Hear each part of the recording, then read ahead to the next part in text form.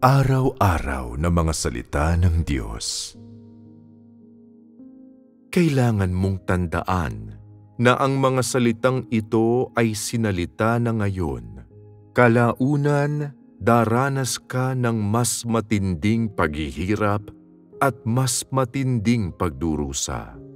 Ang magawang perpekto ay hindi isang simple o madaling bagay. Kahit paano kailangan mong taglayin ang pananampalataya ni Job, o marahil ay mas malaki pang pananampalataya kaysa sa kanya.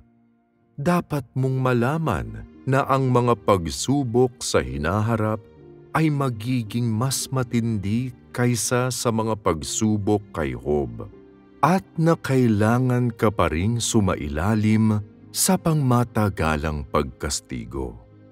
Simpleng bagay ba ito? Kung hindi madaragdagan ang iyong kakayahan, kung kulang ang iyong kakayahang umunawa at kung kakaunti ang iyong nalalaman, sa panahong iyon ay hindi ka magkakaroon ng anumang patotoo, kundi ikaw ay magiging isang biro, isang laruan para kay Satanas. Kung hindi mo mapanghawakan ang mga pangitain ngayon, niwala ka man lang pundasyon, at ikaw ay iwawaksi sa hinaharap. Walang bahagi ng daan na madaling tahakin, kaya huwag mo itong baliwalain. Timbangin mong mabuti ito ngayon at gumawa ng mga paghahanda upang matahak mo ng wasto ang huling bahagi ng landas na ito. Ito ang landas na kailangang tahakin sa hinaharap. Ang landas na kailangang tahakin ng lahat ng tao. Huwag mong hayaang mabaliwala ang kaalamang ito.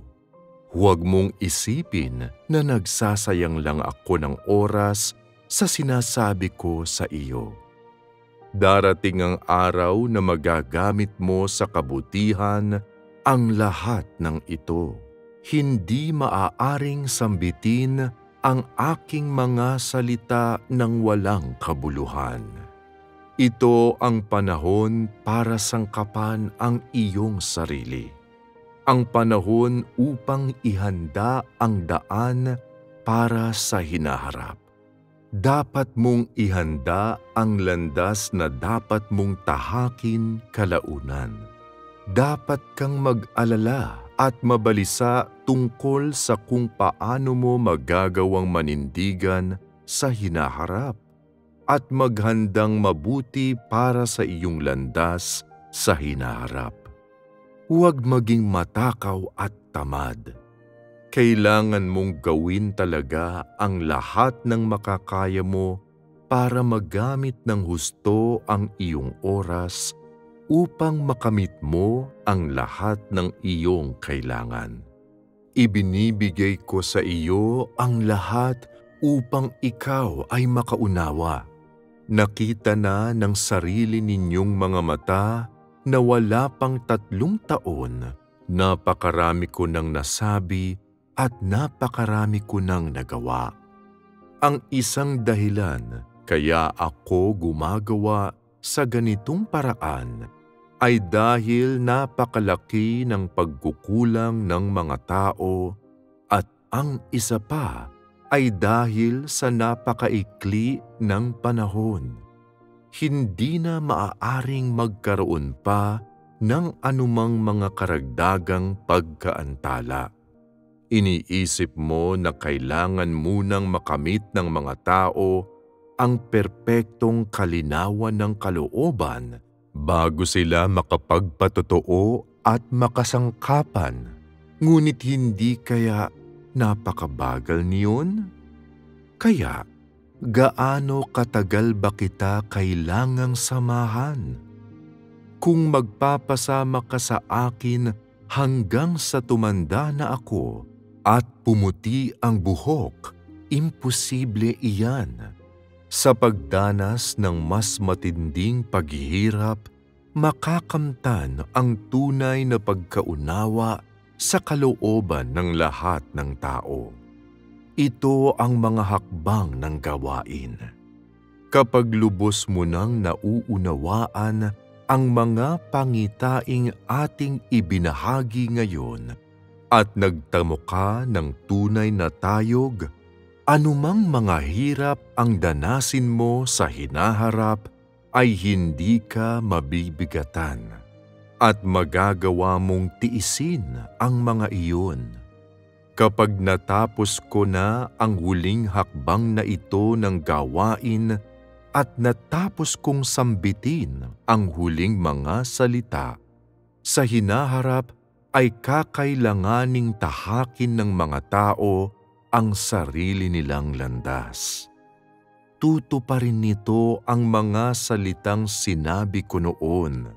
Ang banal na Espiritu ay may isang tagubilin para sa bawat isang tao at gawaing gagawin sa bawat isang tao. Sa hinaharap, tatahakin ng lahat ang landas na dapat nilang tahakin, na inaakay ng banal na Espiritu. Sino ang magagawang magmahal sa iba habang nagdaranas ng paghihirap? Bawat individual ay may sariling pagdurusa at bawat isa ay may sariling tayog. Walang tayog ninuman ang kapareho ng iba. Hindi magagawang mahalin ng mga lalaki ang kanilang asawa o ng mga magulang ang kanilang mga anak. Walang sino mang magagawang magmahal sa iba.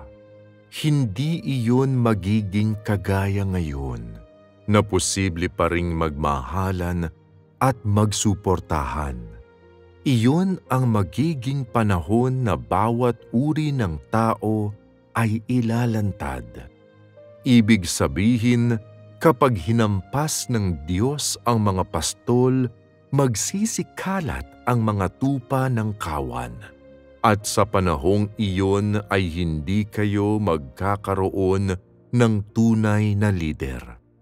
Magkakawatak-watak ang mga tao. Hindi iyon magiging kagaya ngayon, na maaari kayong magtipon-tipon bilang isang kongregasyon. Sa hinaharap, ipapakita ng mga walang gawain ng banal na Espiritu ang tunay na kulay nila.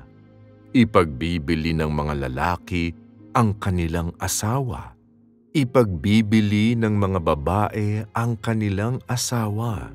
Ipagbibili ng mga anak ang kanilang mga magulang at uusigin ng mga magulang ang kanilang mga anak. Ang puso ng tao ay hindi maaarok. Ang tanging magagawa ay kumapit ang isang tao sa kung ano ang mayroon siya at tahakin ng wasto ang huling bahagi ng landas. Sa ngayon, hindi ninyo ito malinaw na nakikita.